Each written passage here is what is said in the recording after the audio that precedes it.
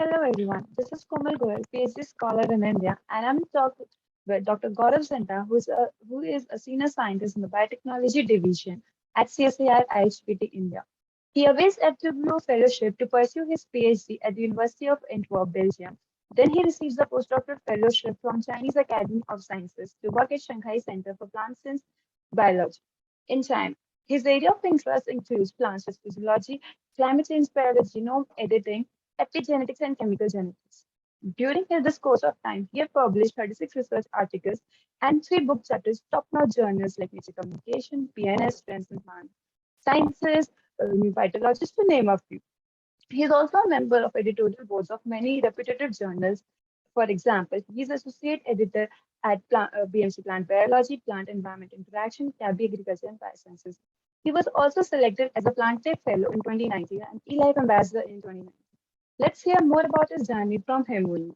So, sir, how would you describe your journey from a student to a scientist, from working in a lab to owner one? Thank you very much, Komal, for giving me this opportunity and inviting me to talk here. So I hail from the state of India, which is in the lap of Himalayas. So we are a apple growing family. I mean, so since my childhood, I saw that how plants endure different kind of environmental fluctuations. So this really enthused an interest in me to study plants. So I studied BSc in biology, and then I pursued MSc in plant biotechnology. Then I did PhD in biology from University of Antwerp, Belgium. So this is the basic, brief background how I started my journey in plant science, or ultimately pursued PhD and postdoc in plant sciences. Yeah. So, sir, who and what drove you towards this job, towards this academia field? So as I said, I mean, during my studies, whether it was Bachelor of Science or MSc or PhD, so I got, very good mentors, very good teachers who really inspired me to work hard and take biology as a subject. So, so if you see, I mean, in science in general, we see lots of ups and downs. Whether it is some experiment is being failed, whether manuscript is being rejected, or some grant proposal is being rejected. So I mean, during this period, we have to be very consistent, learn from our failures, and quickly move on. Getting my point? So we cannot keep on hanging or lingering on the our failures. So we have to quickly move on. So and keep on expanding your scientific network. Sometimes the failures of the others can also teach us a lesson, so that we can easily or quickly navigate through our failures, so that this can keep on driving us doing a good science. Uh, that's very motivating, sir. So, as you know that during this COVID time, you have started your lab 2 years back, right? Yeah. So, what were the initial challenges you faced while setting up your lab? So I mean, I was a newly minted postdoc fellow. I mean, returned back to India in the times when COVID was at the peak. So when you work as a PhD or a postdoc, the scenario is very different. Getting my point? As compared to when you want to really start your own lab, and really want to translate your ideas into reality. So there are 3 important things which are important. First is hiring right kind of people. So this took really a good time from my side. I mean, because you need people who are really motivated, self-driven, and show collaboration attitude. And second one is building a infrastructure to translate your ideas. Because if you don't have the experimental setup or experimental facilities where your ideas can be translated, then again you are gone. And the third one is the funds. So I wrote several grants, small, big, whatever came on my way. I keep on writing, submitting, and then few of them I got also got. So these are 3 things. I mean, people, hiring the right kind of people, and building up a appropriate infrastructure, and bringing money to the lab. Yeah, That's arise my next question, sir. You just mentioned that it's difficult to set up a lab, then it's even difficult to hire people. So, what do you think? What should be the key skills and accomplish a candidate must possess to work with you or be in your lab? So this is very important question. I mean, as such, I do not look for any skill sets because people can be trained, right? For instance, I can give you my own example. When I started my MSc in plant biotechnology, I didn't know how to run a PCR. You remember, but I learned it. When I did my PhD, so I was really fascinated for these heat maps, microarray RNA sequencing, but I didn't, know it, but I learned Mhm. it. And then during my postdoc, I was fascinated towards CRISPR-Cas9 technology. So I learned it during my postdoc. So in nutshell, what I'm trying to say is a candidate must possess an attitude, and because he or she can be trained, and the candidate must possess high level of motivation towards research. Okay. So, talking about your research team, sir, what is the major focus of your research team?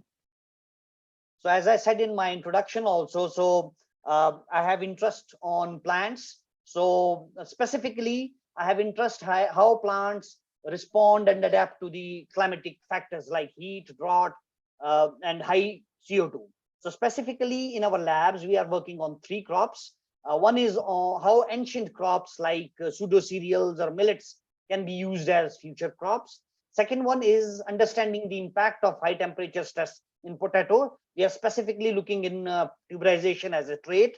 Third one is we are using Arabidopsis as a model system to investigate fundamental questions of plant biology. As a Yeah, new scientist, you have touched various fields. That's very brave of you, sir. thank you. Sir, as you know, we all know that scientific world, it is very competitive. It's a cutthroat competition everywhere. Every day you see new discoveries, and it's not like a 9 to 5 job. You have to give it your all. It's sometimes you have to do it. It runs in your mind 24 hours. So how do you manage this work-life balance?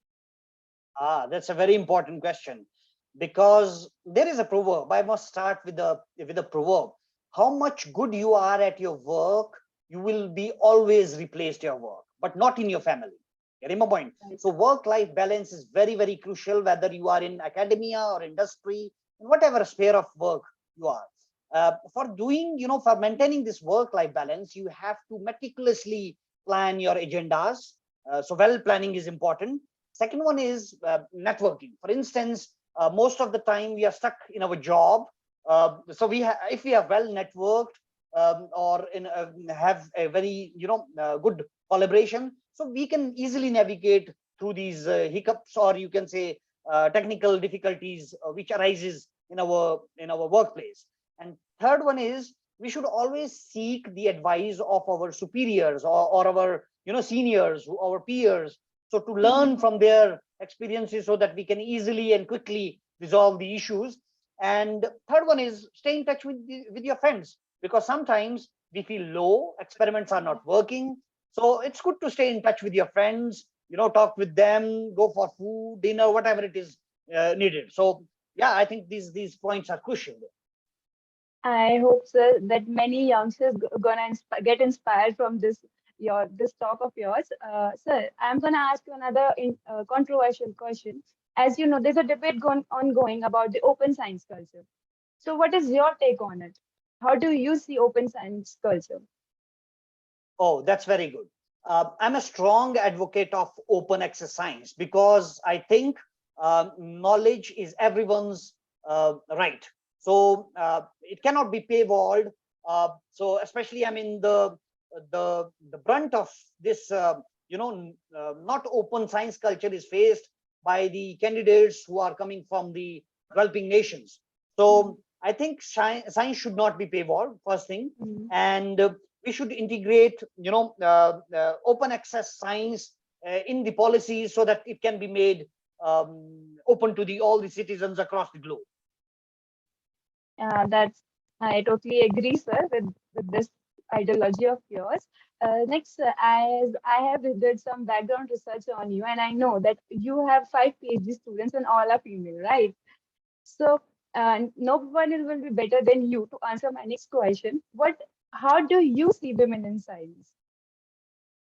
So as such, I believe I'm a strong, advocate, as I said, of gender equality also. Getting my point. So as you said, I have 5 PhD students. All of them are girls.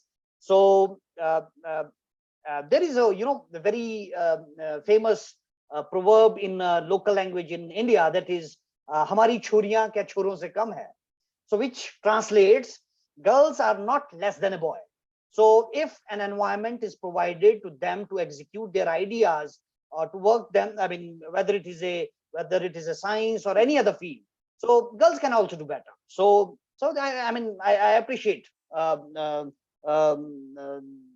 scenario where girls are progressing, or women in general are progressing in science. That's very flattering and motivating at the same time. So, sir, you were a Plantae Fellow in 2019. You had, how would you summarize your journey as a Plantae Fellow? That's a wonderful question. I mean, when I was doing my postdoc, I got on an opportunity to, get associated with this global platform, that is Plantae Fellow. So we were the second batch of Plantae Fellow in 2019. So I think it's a wonderful platform to, network globally and to meet people who has interest in plant science in general, and various, issues are discussed here. So issues of open access science, as you told rightly, and then how to bring transparency and reproducibility in science. So we used to discuss that, and how to bring diversity and gender equality in science. So these are few issues which this platform allows you to discuss in this Plantae Fellow. Well, sir, I hope your experience will help me if I get selected as a Plantae Fellow. So it might help me in my journey. Thank you for doing this interview, sir. It was lovely talking to you. Thank you very much, Komal, for inviting me for this interview. Thank you very much. Thank you, sir. Thank you. Bye bye. Bye bye.